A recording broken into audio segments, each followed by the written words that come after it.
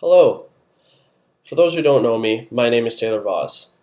I'm 24 years old, and this past season I played for the HEB Foxes in the EBL. I was born and raised in Calgary, Alberta, Canada. I grew up being very active and playing lots of sports, including track and field, golf, soccer, and lacrosse. But I always loved hockey the most.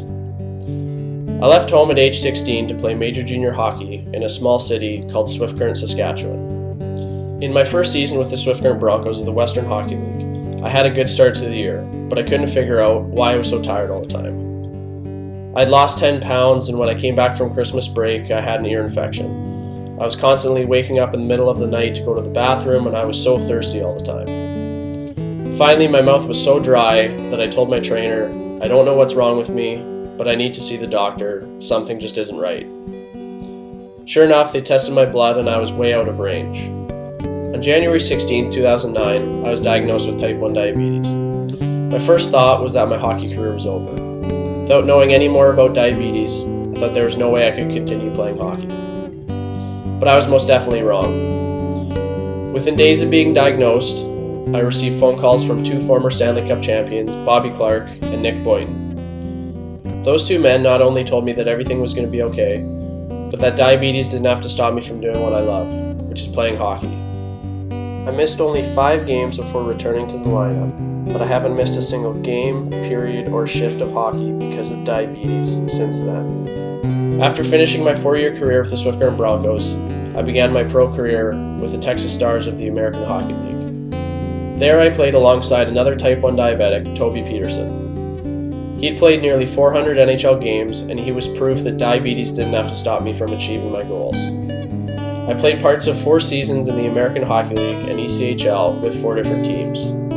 I was fortunate enough to be a part of the 2014 Texas Stars Calder Cup Championship team.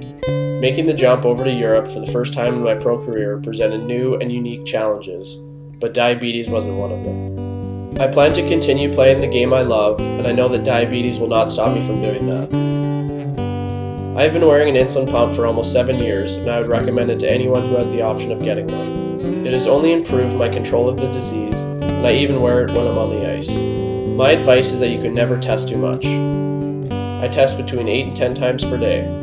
Especially when feeling good and being physically prepared is such an important part of hockey, I never risk not knowing what my blood sugars are. A simple blood test can do a lot of good. Over my 7 years with type 1 diabetes, I've gone through plenty of ups and downs, both mentally and physically. Diabetes is not always easy to manage, but it's manageable. From personal experience, I can tell you that diabetes does not have to stop you from succeeding in life and doing what you love. Although everybody's diabetes management is different, one of the best ways to improve your management of the disease is to talk to other diabetics. It's amazing how much you can learn from other people once you start talking about it.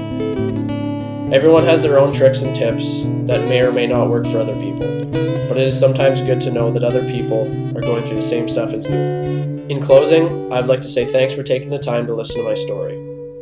Even though it can be frustrating, I can tell you that diabetes is a disease that gets easier to manage over time, and the more experience you have, the better you know how to treat it. Always remember that you do not have to let diabetes control you.